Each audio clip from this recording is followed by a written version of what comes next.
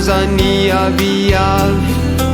ary tsisy vony voaloboka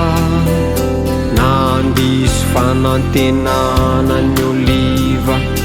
ary tsy avokatra ny sara na de tsy amontsy nazany aviavy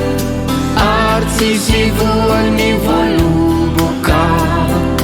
nandiso fanantenana ny oliva ary tsy avokatra ny sara de mbola ifalia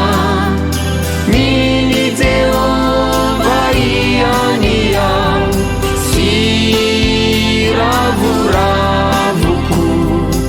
amin'ny famonjena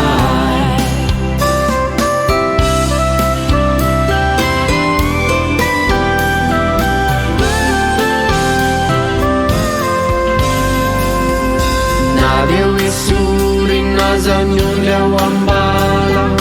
sy reo andia ambiby fiompy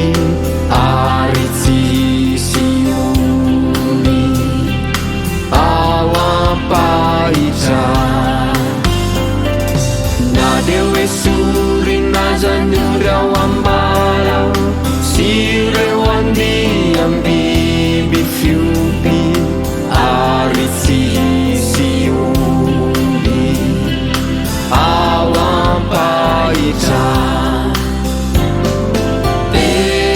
mbola ifalia miny Jehova iania sy ravoravoko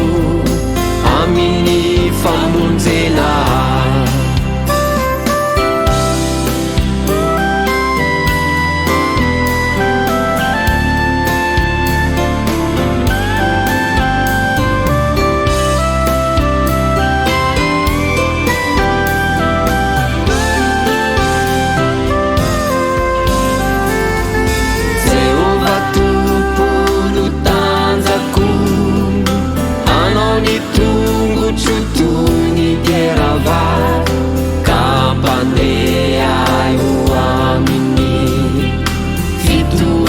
quavo izy